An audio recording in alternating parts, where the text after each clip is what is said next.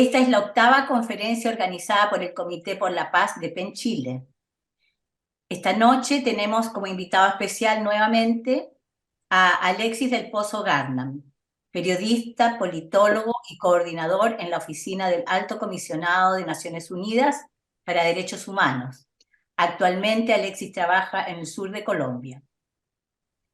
En esta oportunidad moderará la conferencia una voz femenina, una voz profesional femenina, la señora María de los Ángeles García Marichal, quien ha tenido la gentileza de aceptar nuestra invitación. María de los Ángeles, de nacionalidad uruguaya, es profesora de geografía y escritora, además de trabajar en radio como comunicadora. Mi nombre es Maritza Barreto, psicoanalista y escritora, actualmente presidenta del Comité por la Paz de PEN Chile. Dejo entonces con ustedes, luego de agradecer a todos los invitados, dejo con ustedes a María de los Ángeles y a Alexis. Adelante, María. Muchas gracias, Maritza. Antes que nada, es un honor para mí estar moderando esta reunión. Como decía hoy Beatriz, esto que nos permite estar cerca, más allá de las distancias, es realmente una de las cosas hermosas que tiene la tecnología.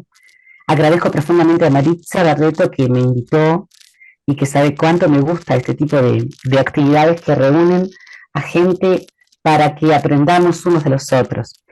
Para mí además es un placer conocer y presentar hoy a Alexis del Pozo, quien nos va a hablar acerca de su madre, de su historia y con quien después vamos a poder charlar e intercambiar. Así que, Alexis, para mí un enorme gusto recibirte, darte la bienvenida y es todo tuyo el espacio para que tú nos hables desde donde tú quieras, desde tus recuerdos, desde tu memoria, desde tus afectos, todo lo que nos quieras contar. Nosotros estamos aquí ansiosos de escucharte. Adelante. No, muchísimas gracias de verdad a todos, a todas. Este es un espacio, yo diría, para mí también un poco extraño, ¿no? De volver a evocar a mi madre desde un lugar que no sea familiar, digamos, con mi familia. Es todo un ejercicio. Finalmente, tampoco es tan sencillo hacerle justicia. Pero bueno, les cuento y por qué María Gulnara Garnam es el tema de esta presentación, ¿no? Ya, yo creo que para ustedes, para la gente de PEN, ya soy un plato repetido, me han visto varias veces hablando de otros temas, ahora hablando de mi madre, de Gulnara. Pero quizás, solo para darle como la cuota de interés a los que vean esto después o los que están ahora aquí, yo creo que la historia de Gulnara tiene que ver un poco con este esfuerzo casi invisible del feminismo latinoamericano dentro de distintas esferas o distintas facetas. La de Gulnara fue en el mundo de la cooperación, digamos que ella, por supuesto, inició en Chile en el tiempo del gobierno de Allende, trabajando con el Ministerio de Agricultura y particularmente con toda la reforma y muy cercana a Pablo Freire, al equipo que trabajó con Pablo Freire en todo este proceso. Pero bueno, digamos que se fue al mundo de la cooperación internacional a finales o a comienzos de los 90, yo diría, 90 91 fue que sale a una misión a Nicaragua, con una misión que fue la misión de eh, desmovilización del ejército contrarrevolucionario sandinista. Y de ahí en adelante, Gulnara desarrolló una serie de trabajos en distintos países en misiones de paz en Centroamérica, ¿no? Siempre desde un área que, digamos que es, no sé si decir, no sé si suene bien esto, pero dentro del mundo de la cooperación y sobre todo de las misiones de paz, y en un comienzo eran misiones que tenían un acento muy fuerte en la verificación de los acuerdos políticos, ¿no? Digamos, el cese de las armas y el no rearme, pero muchas de estas misiones tuvieron un área, una línea, que era la de la transición psicosocial, o sea, la reincorporación a la vida. Y ahí era donde Gulnara lideró muchos de los espacios y un poco las líneas de trabajo de la reincorporación social de la gente. Y en ese espacio, te estoy hablando finales de los 80 y comienzos de los 90, en la cooperación, Gulnara fue una punta de lanza en el tema de, sí, digamos, el enfoque de género en el trabajo de la cooperación. Cuando en comienzo de los 90, por lo menos en las misiones de paz latinoamericanas, hablar de enfoque de género era hablar de temas muy, muy extraños, ¿no? Digamos, no sé si de vanguardia o avanzadas, pero eran extraños, digamos, a la hora de la implementación en el territorio. No era un tema tan visitado y para mucha gente era un tema desconocido.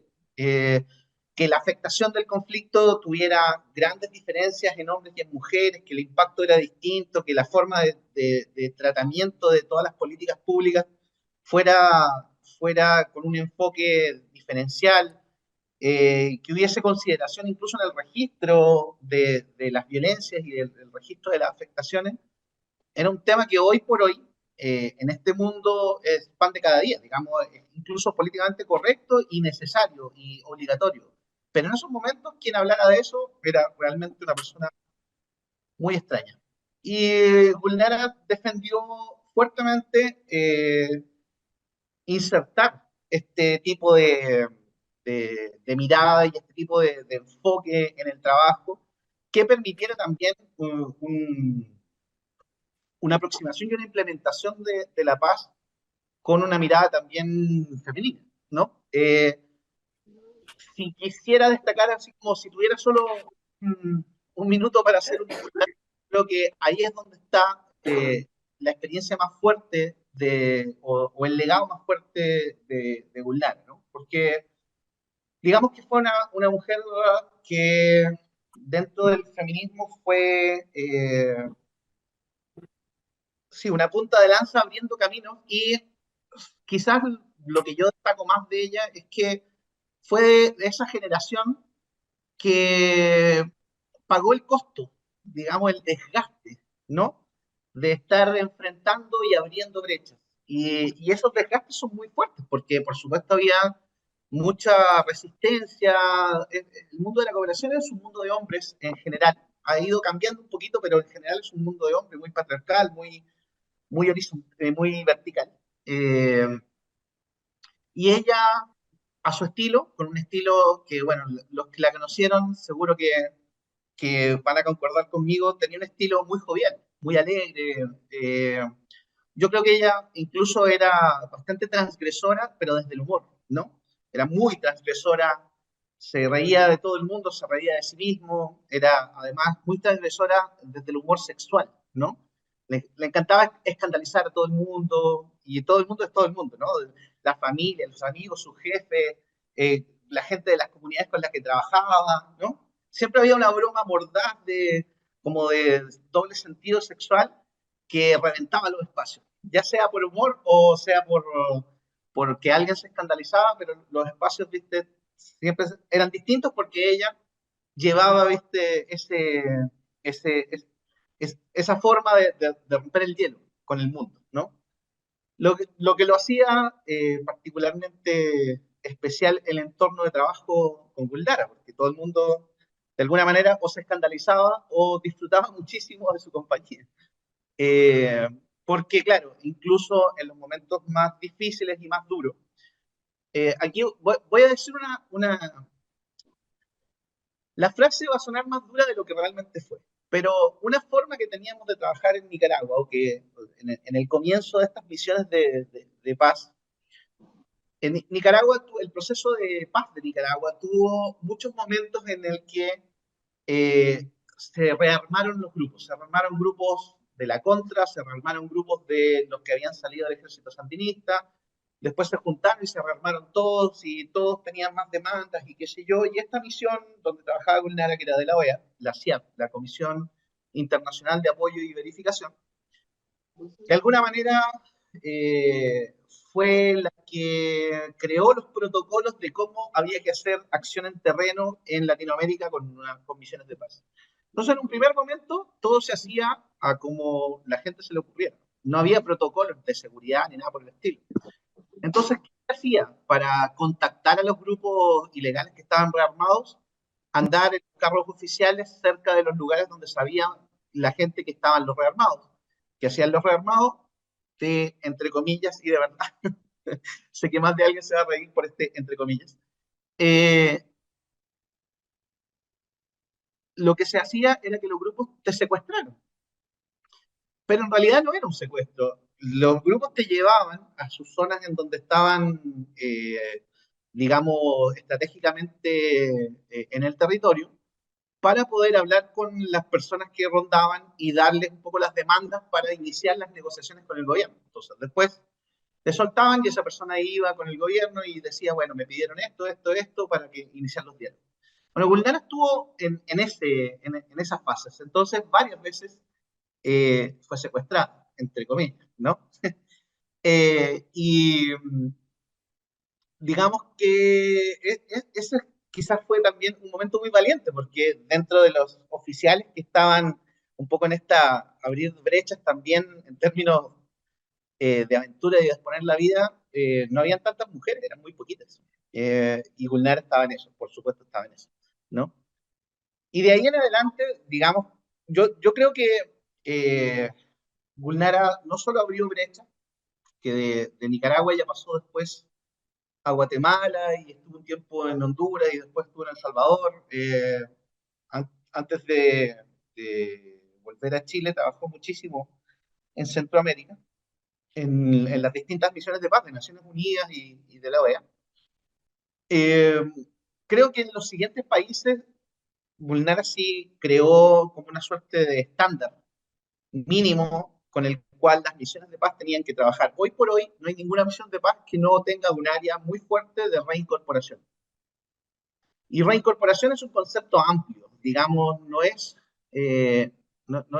solo reintegrarte a la vida civil, reincorporarte tiene una concepción más integral de volver a ser ciudadano, de volver a confiar en la institucionalidad, de apostarle a una vida civil en lo político, en lo económico, en lo social, volver a confiar en instituciones que antes eran tus enemigos, como la fuerza pública, y requiere de un esfuerzo muy fuerte desde el Estado y desde la cooperación muchas veces para generar proyectos de vida de gente que está muy rota, digamos, muy fracturada por heridas muy fuertes, porque es que la guerra es muy fuerte y la guerra en Latinoamérica fue más fuerte porque era en la selva, eran condiciones de vida muy complejas, todavía lo son para comunidades que viven,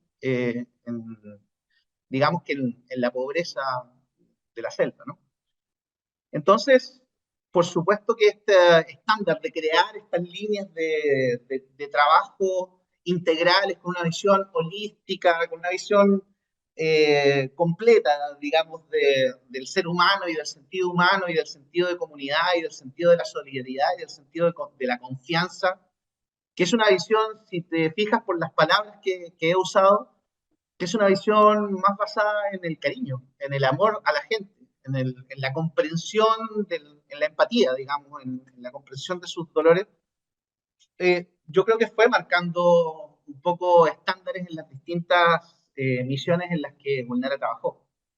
Por supuesto, había mucho de su sello personal. Hoy por hoy es un debate fuerte siempre, porque el mundo de la cooperación que apoya las misiones de paz, por supuesto, son instancias con agendas propias que muchas veces no le interesa tanto a la gente, le interesa más su agenda propia, ¿no?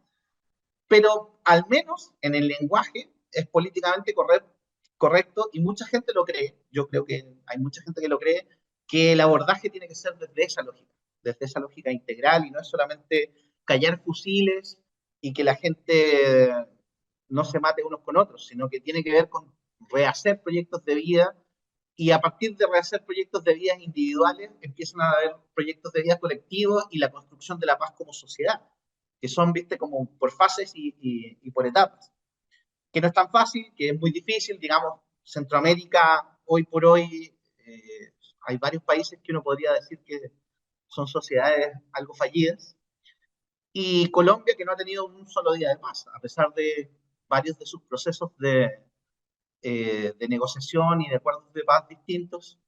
Hasta hoy, en la historia, desde que Colombia se independizó, hasta hoy no ha tenido un solo día de paz.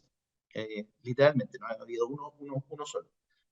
Y entonces, claro, por supuesto que uno se replantea todo el tiempo si vale la pena o no vale la pena hacer todo este esfuerzo. Pero ahí es donde también radica quizás el valor particular del un poco el legado de Gulnara, no solamente desde el feminismo y esta mirada o esta cosmovisión de mundo más cariñosa, sino que también esa porfía en el optimismo. Mi madre era revolucionariamente optimista, porfiadamente optimista, ¿no? Regalando alegría casi siempre y además muy desprendida de lo material en general. Yo creo que también fue, de alguna manera, su talón de Aquiles, ¿no? Pero era un ejemplo de vida de una entrega solidaria muy fuerte. Yo he encontrado muy poca gente en la vida con esos niveles de solidaridad, ¿no? Que creo que es una de las instancias o uno de sus legados más fuertes, ¿no? Yo no sé, quiero creer también que tiene que ver con la época de la historia de la humanidad que le tocó vivir. Digamos, se formó en la universidad en los años 60, se formó en un mundo en el que habían unas apuestas por cambiar modelos sociales, políticos, económicos muy fuertes y ella fue muy combativa en esa lógica. De hecho, para, para los tiempos, mi madre estudió dos carreras. Para esos tiempos, que una mujer estudiara dos carreras y después estudió idiomas y supo ruso y supo otras cosas, era una cosa bastante innovadora, ¿no? Particularmente porque ya en los 60, 70, mi madre, por ejemplo, había iniciado algunos estudios de cultura de paz y de resolución de conflictos y de tecnologías alternativas, ¿no? Cuando en los 70 el tema del medio ambiente y ese tipo de cosas ni siquiera le pasaba por la cabeza ninguna agenda política. No sé si era visionaria o ganas de aprender, pero ya en los 70 y 80 ella estaba en algunos temas que estaban ahora en agenda full, pero te estoy hablando de 30 años antes, ya estaba, viste, explorando algunas temáticas. Y eso también lo hace muy interesante, porque creo que, y esto es una opinión súper personal, Chile cambió un modelo de formación del ser humano muy distinto, ¿no? Porque los años 60, los años 70 y parte de los 80 había unas formaciones muchísimo más amplias, más humanistas, más de formar al individuo y al ser humano de una manera amplia. Y paulatinamente en el mundo entero, pero bueno, particularmente en Chile, se ha ido cambiando a una formación súper técnica, ¿no? Digamos, somos súper expertos en cosas súper técnicas, pero en términos humanos y de valores, de empatía, hemos ido perdiendo algunos rumbos, ¿no? Como que los valores supremos se han ido cambiando un poquito. Y esa escuela que dejó Nara y que dejó su generación en general, porque la generación de mi madre es una generación que tiene una mirada bastante más cuidadora incluso de la familia y de su entorno y de sus amigos, que es mucho más fuerte a mi gusto que mi generación y bueno, ojalá que la generación que viene cambie otra vez el curso.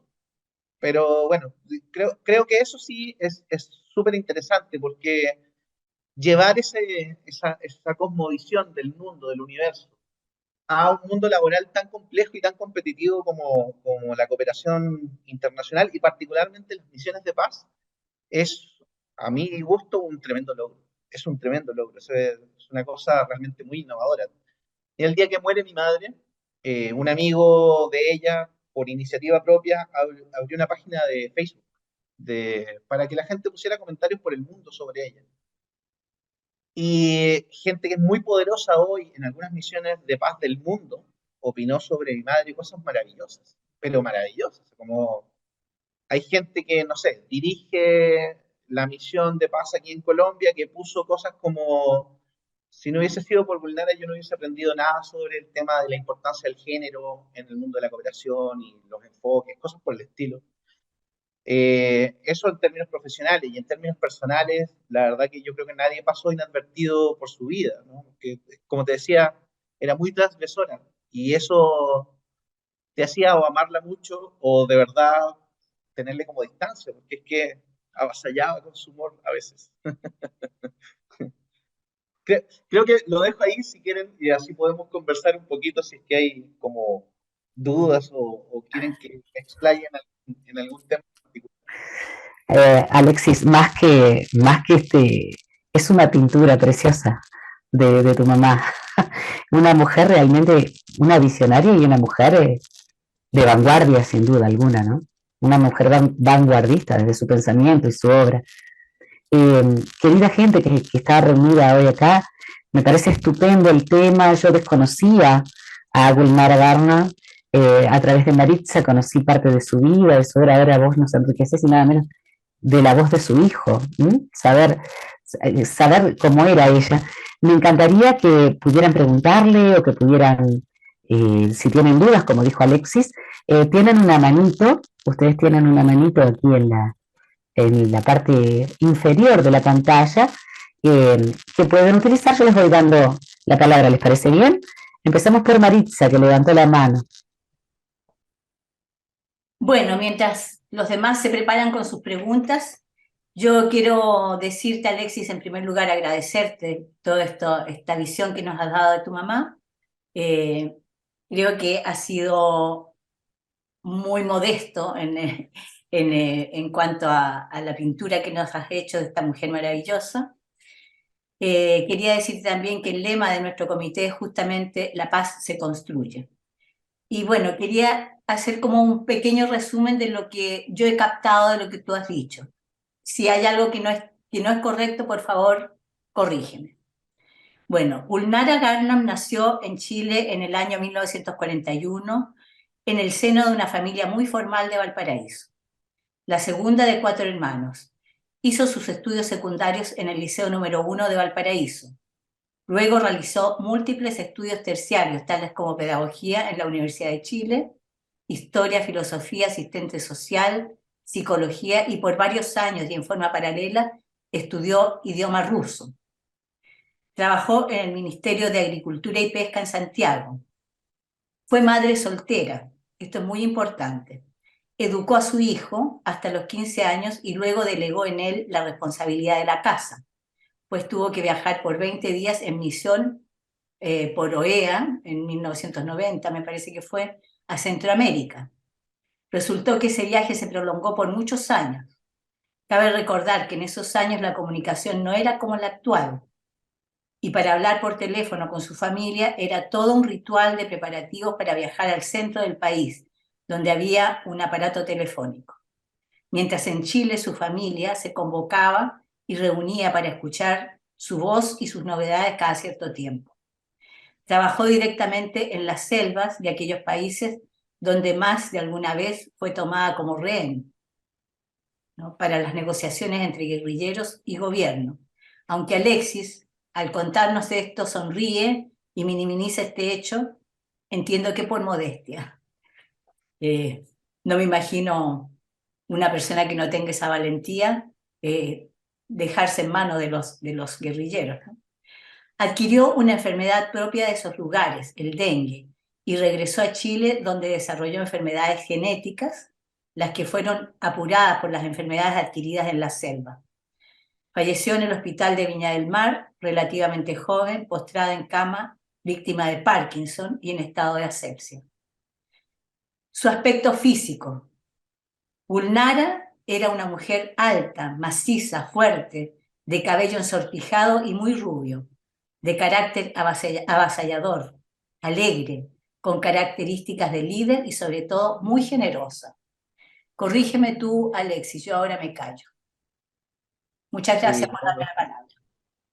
está, está es bien precisa digamos, la descripción de Ulnar, ¿no? Finalmente, creo que Centroamérica le dio duro. yo sí te diría, no creo minimizar el hecho, para mí es un hecho muy valioso contarlo de manera jocosa. Lo que pasa es que también, para ser honesto, Gulnara tenía tan buen feeling con las comunidades y con la gente con la que trabajaba, que mucha gente que la secuestró, en el fondo la cuidaron mucho, nunca corrió riesgo su vida porque la gente la quería. Realmente, o sea, hay desmovilizados en Nicaragua que todavía me contactan indirectamente, y para saber un poco de mí, solo porque la querían a ella, ¿no? Por supuesto tuvo un montón de amores con guerrilleros y, no sé, doctores cubanos y, en fin, era una mujer bastante avasalladora también con esos temas, ¿no? Y más de alguno de ellos todavía la recuerda con mucho cariño. Eh, pero bueno, como te digo, sí, yo creo que tuvo un costo muy fuerte en su vida, la pasada por Centroamérica y sobre todo en los territorios en donde estuvo, porque yo sí creo que hubo un desgaste muy fuerte en términos físicos, que después se acrecentaron con enfermedades más genéticas, pero que evidentemente estaba mucho menos preparada que otras personas para resistir este tipo de enfermedades. Y también porque ella tomó opciones personales. Mi madre podría hacer la descripción, y aquí mi familia no me va a desmentir la que está viendo. Mi madre podría hacer la descripción perfecta de una sibarita. Perfecta, perfecta, perfecta. O sea, buen comer, buen vivir, buenas charlas. No era muy tomadora, pero era una persona muy gozadora. Le encantaba bailar, le encantaba, viste, el amor. Le gustaba, viste, le gustaba como la música y el cine y el arte. Y era como, le fascinaba el placer, ¿no? Como expresión de vida. Todo tipo de placeres, desde los más modestos hasta los más lujosos. Pero no era una buscadora del lujo, sino que le gustaban los placeres. Le gustaba, viste, la ropa y sobre todo las joyas. Le gustaban las joyas y no las joyas, también le gustaban las joyas, viste, caras, pero le gustaban los adornos. Mi madre podría, de hecho, sus grandes amigos en Centroamérica, cuando la describían, siempre le hacían la broma que parecía un árbol de Pascua, porque estaba llena de collares y anillos y aretes grandes y se pintaba, ¿no? Quizás una historia que para mí fue muy, que me marcó mucho de mi madre. Fue, en algún momento coincidimos en Guatemala con mi mamá, trabajando los dos como en el mismo territorio, la zona del Polochique, el Cobán, se llama esa zona de Guatemala. Y un día, de la nada, mi madre, te estoy hablando todavía de los años 90, finales de los 90, de la nada mi madre llega con los ojos, pero así, hinchados, parecía un mapache. Y imagínate esta escena, en una peluquería de Cobán, que es una zona maya, quechí, ¿no? O sea, en condiciones realmente rurales y básicas, se tatuó el maquillaje en los ojos, en esas condiciones. Y claro, le salió bien la jugada porque después se le deshincharon los ojos, como le duró como 2 semanas, pero eso era, le encantaban, viste, esos placeres, era coqueta, era, ¿no?, toda sensual, y podía arriesgar la vida por estar linda, ¿no? Era capaz de ese tipo de cosas, se pintaba el pelo de todos los colores que se le ocurran, ¿no? Le fascinaba el color violeta y entonces todo era violeta en su vida, todo era morado, todo era así como extravagantemente morado, ¿no? Digamos que jamás pasaba inadvertida en ninguna parte. Incluso tenía Imposible. para algún evento, también eran sedas muy lindas, pero todas moradas y realmente, sí, inadvertida no, espía nunca hubiese podido ser. No hubiese podido ser porque no iba a pasar nunca. Qué hermosura esa descripción, ¿no? Porque ustedes vayan levantando la mano cuando quieran y yo voy dándoles Ya te veo, Beatriz, ya te voy a dar enseguida. La hermosura interior de una mujer que se ve que tenía burbujas internas, que era burbujeante, que era capaz de lo más heroico y lo más profundamente humano, hasta el no descuidarse. Bueno, Maritza sabe que en ese aspecto nos parecemos bastante con Maritza. Yo siempre digo eso, cualquier cosa menos no pintada, ni arreglada, ni peinada. Por eso me siento muy identificada. Beatriz, cuando tú gustes, yo voy a silenciar mi micrófono. Bueno, le saqué la cruz al micrófono. Estoy realmente impresionada porque yo le voy a preguntar en un momento determinado, ¿en qué momento te transmitió tu madre?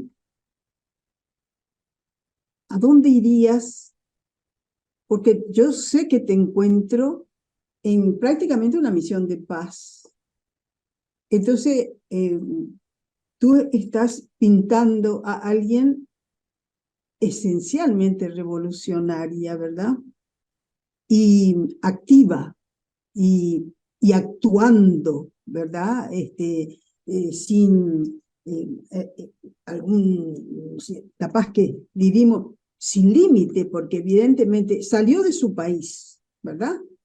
Se fue a países que no sé hasta qué punto tenían inquietudes, formas de vivir y expresiones vivenciales similares a la de ella, porque Chile de algún modo también es revolucionario, pero no con esa efervescencia que tú acabas de manifestar con respecto a lo poco o lo mucho que llegaba a ti.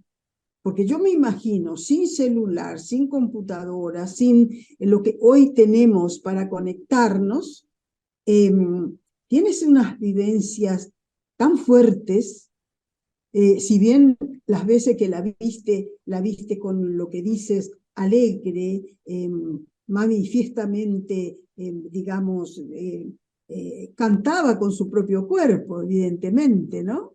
Porque se pintaba, digamos, era femenina, ¿verdad? Porque eso es muy común de las mujeres. Recién ahora los hombres, hace unos años, tienen aritos y todas esas cosas. Nunca vimos, ¿no? Yo por lo menos que tengo mis años, muchos años sumados, para mí fue una revolución de que, por ejemplo, hoy veo de que los hombres se hacen claritos, se pintan de colores diferentes el pelo, en fin, lo que hacíamos nosotros, no sé si para conquistar o simplemente porque éramos graciosas o por lo menos demasiado alegres, expresábamos con nuestro cuerpo, ¿verdad?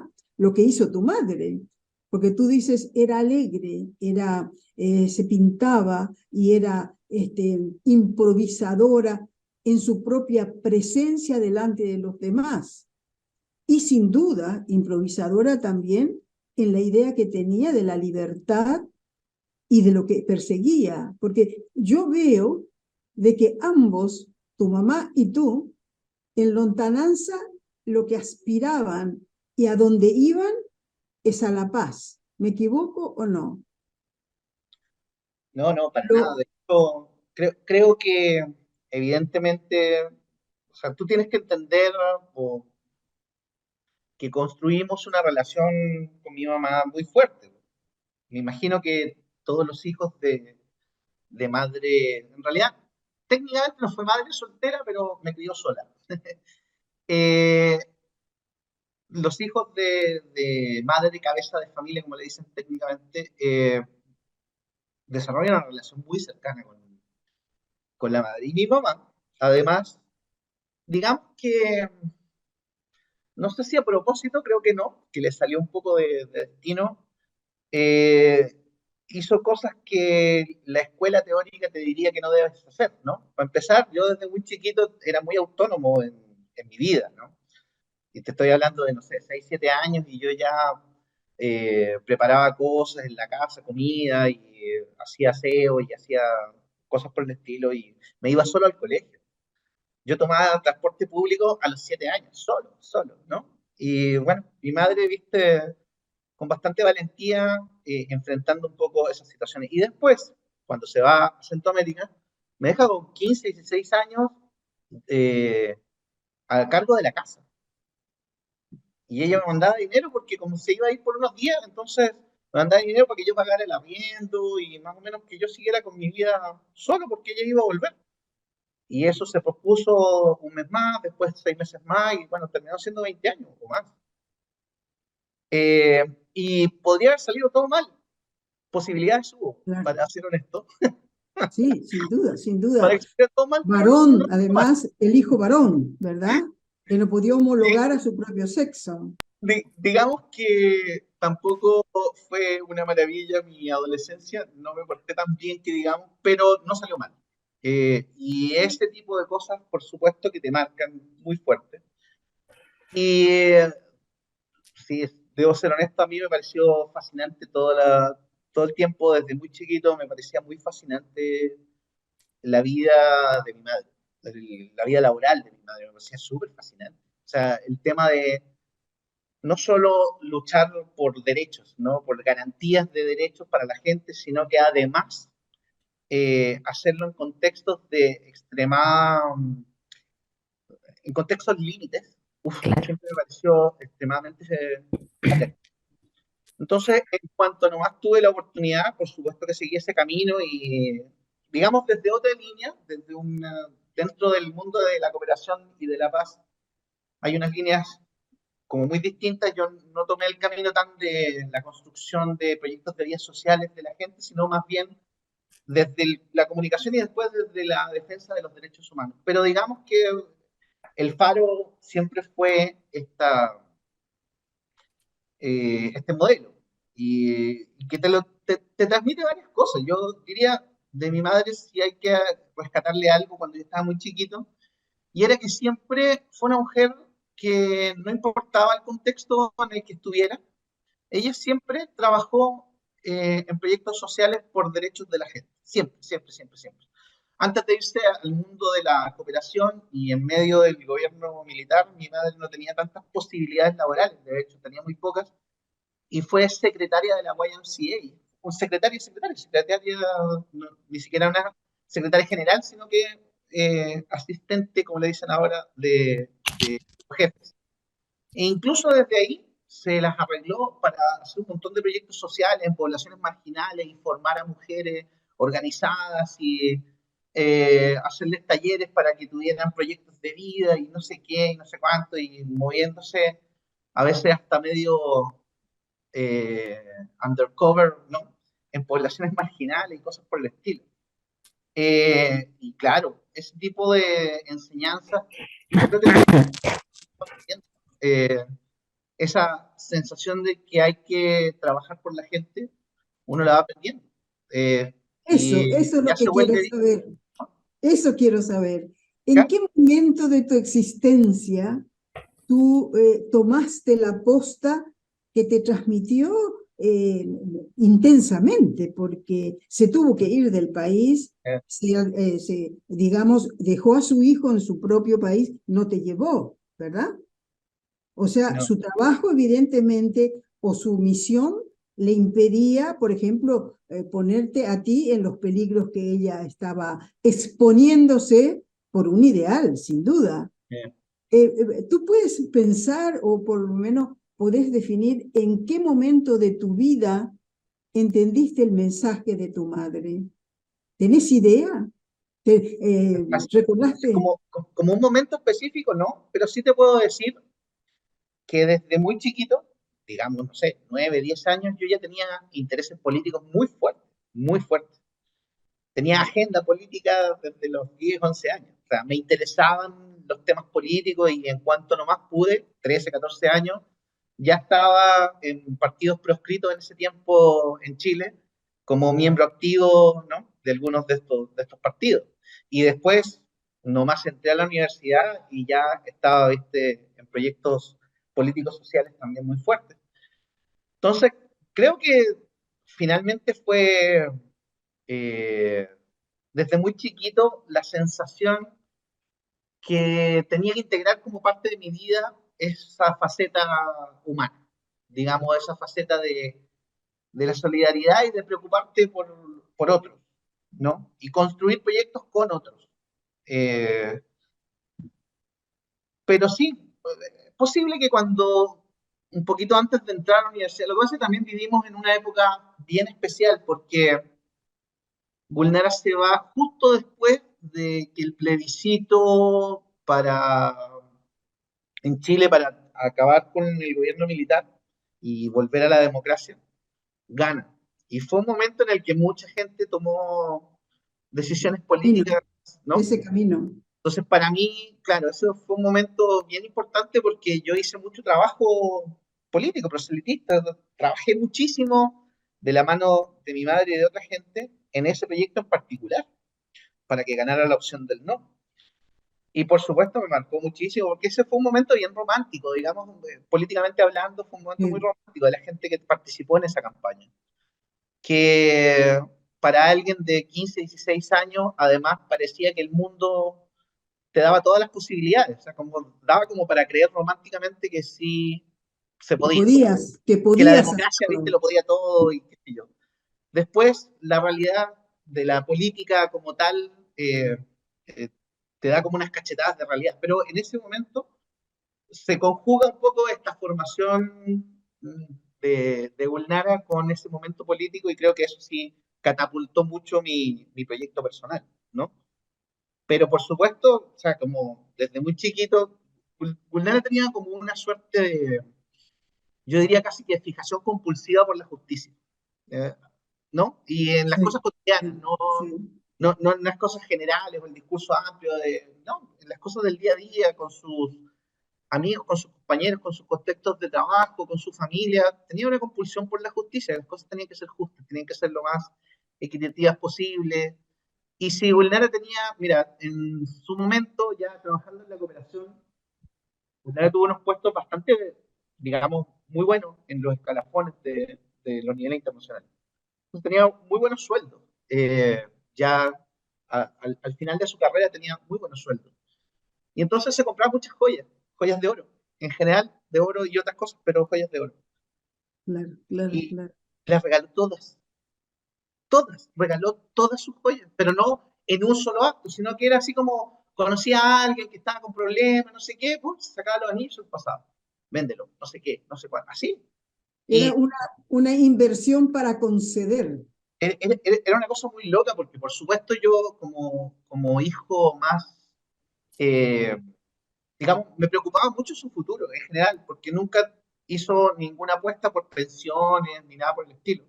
Y mi madre no ahorraba y le regalaba dinero a la gente, le regalaba joyas, compraba cuadros finísimos, se los terminaba regalando a amigos y al final se quedó sin nada, materialmente hablando, ¿no? Se quedó sin nada. Y a mí me preocupaba muchísimo, pero ella sentía casi más placer en regalar las joyas que se había comprado que comprárselas. Era muy loco, era muy loco. Por supuesto que para mí fue todo un proceso aceptarlo. A mí me da mucha rabia que hiciera esas cosas. Que te diera las manos de chaya, como dicen en Chile, así como que todo se le fuera por entre los dedos. Me parecía terrible, terrible, porque pensaba yo en su futuro, ella jamás pensó en su futuro. No le importó nunca, nunca. Era como vivir el día a día y el momento era el presente, más que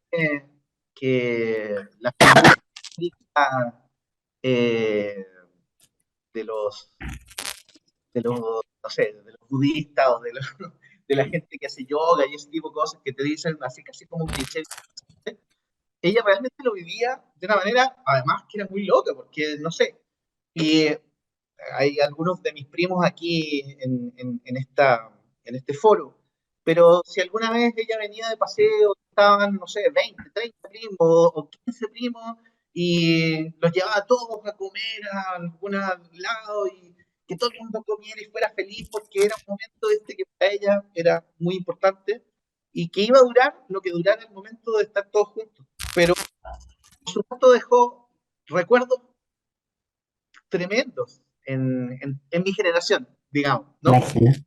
Yo quería preguntarte, Alexis, justamente a mí bueno, me estoy conociendo más a tu madre a través de ti Me encanta, me encanta. O sea, me enamora esa persona. Y me resulta sumamente interesante, por eso quería hacerte una pregunta, el hecho de que la capacidad de tener ese vínculo, esa forma de estar entre los más desposeídos, entre los que estaban marginados, y tratar de que ellos hicieran, vos usás mucho la palabra, la expresión que me imagino que era suya, proyecto de vida, no es moco de pavo, como decimos nosotros, no es poca cosa. Estamos hablando de que ella buscaba que las personas se reintegraran, se reinsertaran, se reacomodaran en la sociedad con un proyecto de vida. Eh, yo me imagino, compartía, por ejemplo, compartía lo que sentía, eh, escribió, tenés cosas, registros de lo que ella vivía, de lo que ella percibía, de lo que ella sentía cuando estaba en esas comunidades, porque por lo que vos contás, ese burbujeo de ella, esa maravilla, esas ganas de hacer felices a los demás, debe tener también la contracara de las cosas que ella veía, ¿no? De lo que ella de alguna forma sentía al compartir con esta gente que estaba radiada de la sociedad y vos fíjate lo que dijiste, tenía que reconstruir su vida a partir de las fracturas que sentía, confiar en las instituciones, volver a confiar en la sociedad, volver a creer y a tener confianza porque habían estado radiados. Y mi pregunta es eso, ¿dejó algo, registros, conversó acerca de lo que vivía? Perdón por lo extenso de la pregunta, pero es, No, es, no, es simplemente para conocerla más porque me encanta, realmente me fascina. sabes que no escribió mucho, digamos, de manera personal, escribió mucho en sus trabajos, digamos, hizo mucho protocolo, no sé si decirle protocolo, pero eh, por supuesto desarrolló mucha documentación técnica de cómo había que hacer las cosas, Claro, pero de manera personal como relatos o no escribió tanto, quizás en el tiempo cuando recién se fue, era tiempo aún de cartas, cuando claro, recién se fue el internet ni siquiera era proyecto y como te decía, en Nicaragua ella necesitaba ir a Managua, a la sede de la Telefónica para hablar desde una caseta. O sea, estamos hablando de la Nicaragua posguerra fuerte del sandinismo, entonces las carencias de Nicaragua eran lo que hoy puede ser Haití.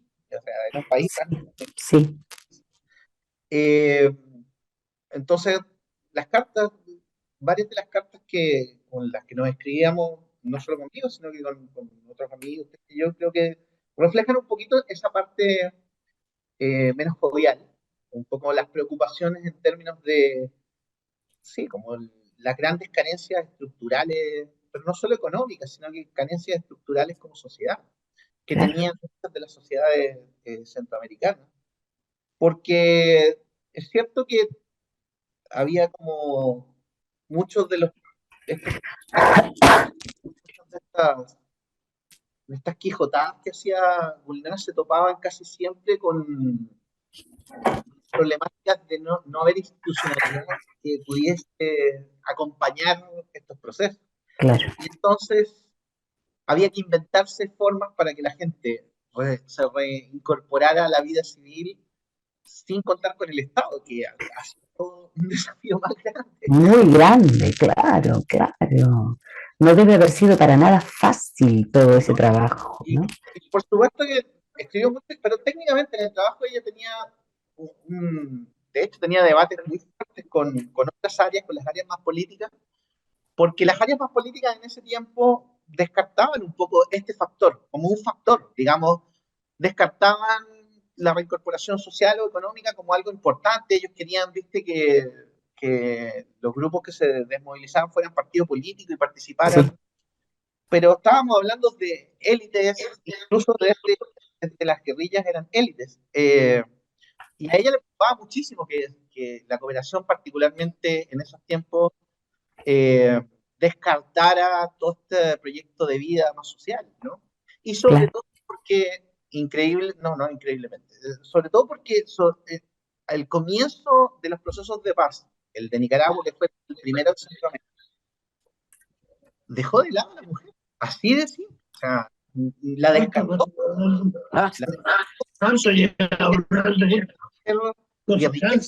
descartó a la mujer, y eso que Nicaragua tenía mujeres, ¿no? Pero aún así la descartó como proceso. Y eso, o sea, mi mamá dio una lucha muy fuerte porque se incorporara como un factor esencial del trabajo de la cooperación y particularmente de las políticas públicas de los procesos de paz.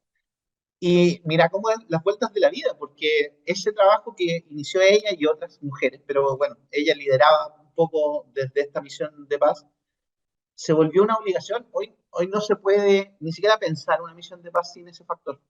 No se puede pensar, por lo menos en Latinoamérica, no, en el mundo entero, pero digamos, supongo que eso mismo estaba pasando en otros continentes con otros procesos de paz. En Latinoamérica, este proceso que fue el que marcó un poco la senda de todo lo que se está viviendo ahora, incluso en Colombia, fue con ella y con ese grupo de mujeres que lideró para meter en la agenda en ese primer proceso, y en el siguiente se desarrolló más, digamos en El Salvador, y después en Guatemala se desarrolló más todavía, y aquí en Colombia ha tenido un desarrollo muchísimo más explosivo.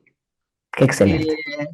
Pero las bases las sentaron, que lo que les decía al comienzo, o sea, finalmente eso hoy suena muy lindo, pero eso tenía unos costos tremendos. Me imagino. Su salud, por ejemplo. Este concepto que hoy aquí en Colombia se maneja odiosamente de las feminazis, mi madre estaba caracterizada completamente, estigmatizada. Qué divina. Porque ella no podía no poner el tema en cualquier discusión, no importa de lo que sea, y ella Exacto. lo llevaba a ese lugar, y por supuesto había gente que le decía así como, uso otra vez.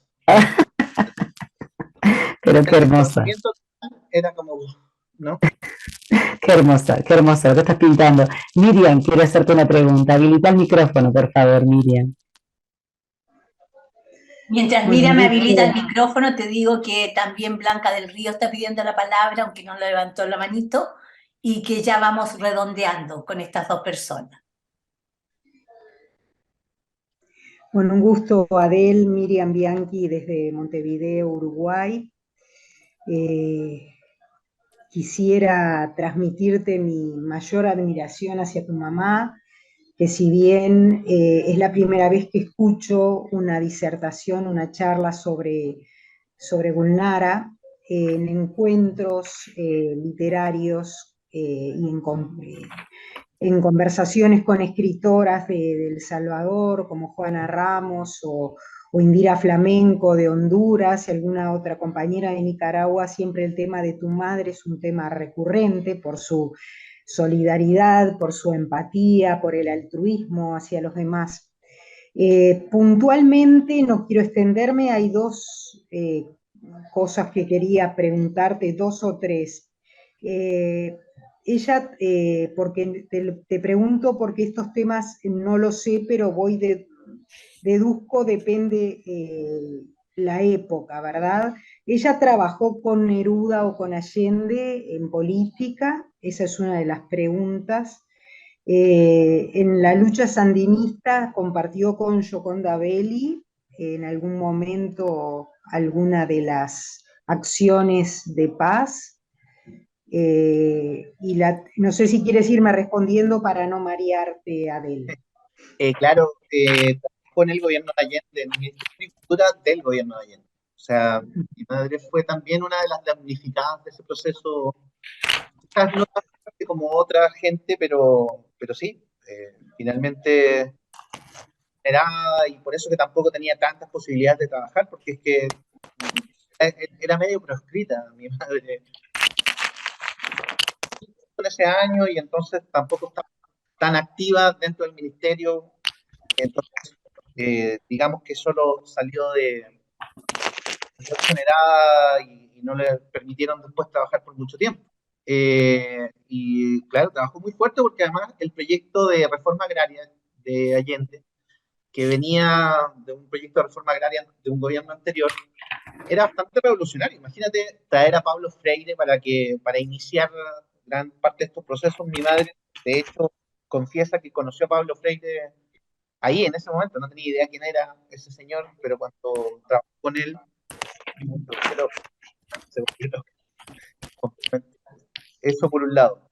Y claro, mira, la misión de Nicaragua era una misión de la OEA para desmovilizar a los, digamos, enemigos del sandinismo, para acabar con el conflicto armado nicaragüense. Entonces la relación con los comandantes sandinistas, sobre todo al principio, era muy tensa, muy dura. La gente de la misión estaba siempre vista muy mal. Pero el nicaragüense es un personaje muy cálido. Realmente hay que vivir en Nicaragua para entender esta frase. Y terminaron siendo amigas.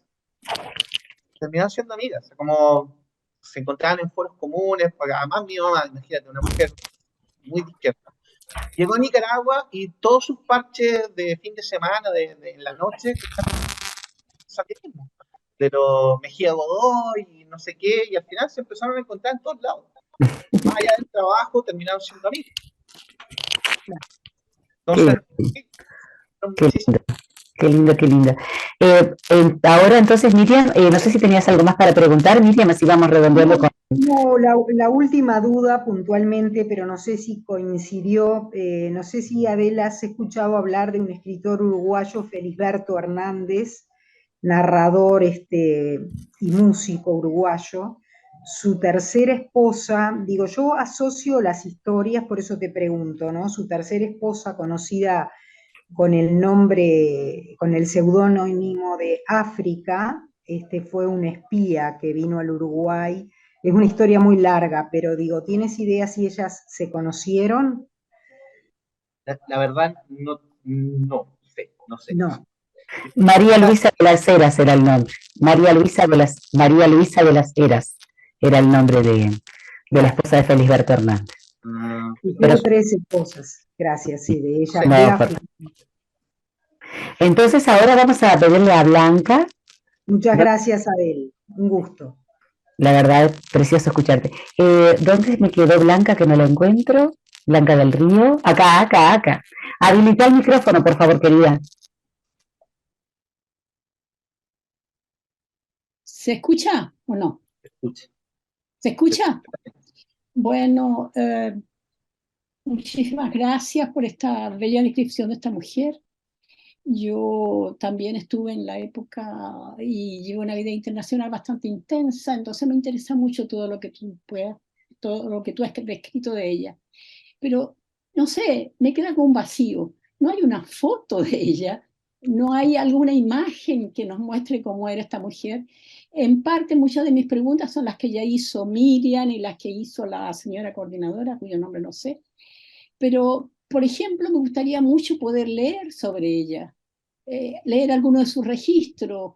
Es que tuvo ella algo sobre su filosofía de vida y su experiencia de vida y su teoría de trabajo. Es decir, todo eso como que deja un vacío en cierto sentido. Es cierto. Tendría que hacer un poco de minería para rescatar textos, porque digamos que yo también he tenido una vida errante gitana por el mundo y no cargo mucho. Casi siempre estoy como dejando la vida atrás, ¿no?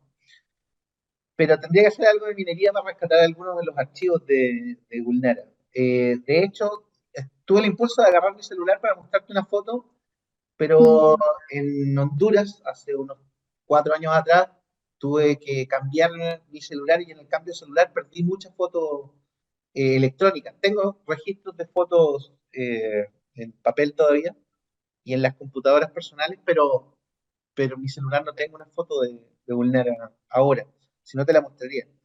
No sé si por ahí, sé que están sus hermanos viendo esto, a lo mejor tengan una foto de ella por estos lados.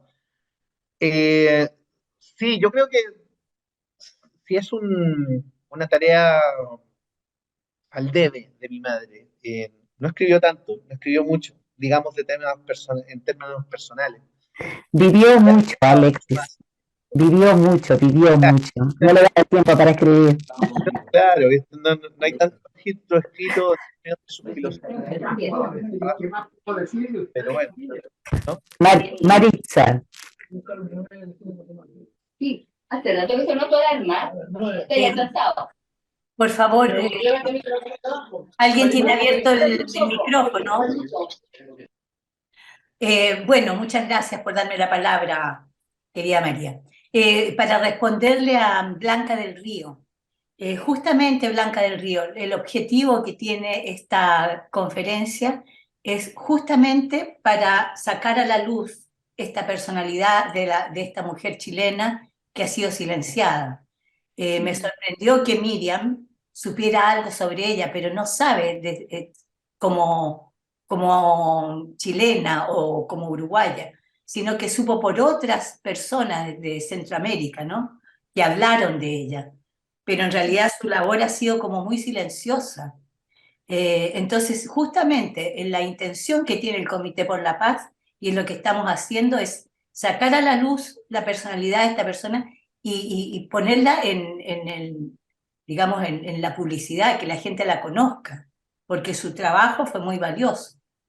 Su trabajo y lo que está haciendo Alexis, su hijo también. Eso quería responder.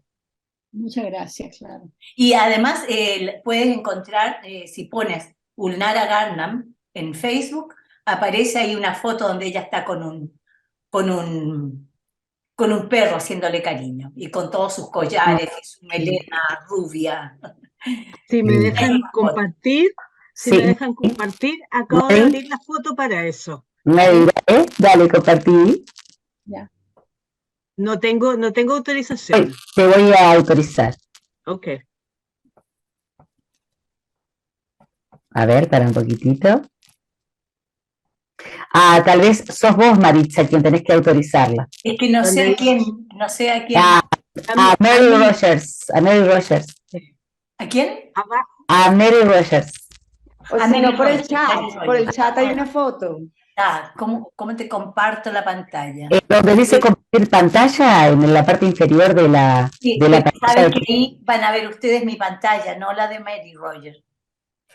¿La podés habilitar a ella para que puedan utilizarla? Me parece que no.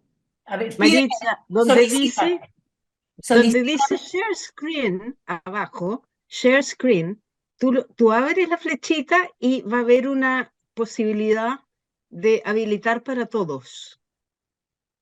O compartir pantalla o Share Screen, la parte de abajo es que ahí verde. te comparto mi pantalla. No. Apriétalo y fíjate que al lado derecho sale una opción que es compartir, que todos puedan compartir. Vamos a ver. Ahí me estás compartiendo. Ahí estaba la foto. ¿Dónde está la foto? Espérate, no, ya no. Parece que la tenía Maritza. En el chat hay una foto, en el chat de la sesión. En el chat pueden encontrar la foto. Ahora Okay. En el chat. No sé, ¿pudieron ver la foto?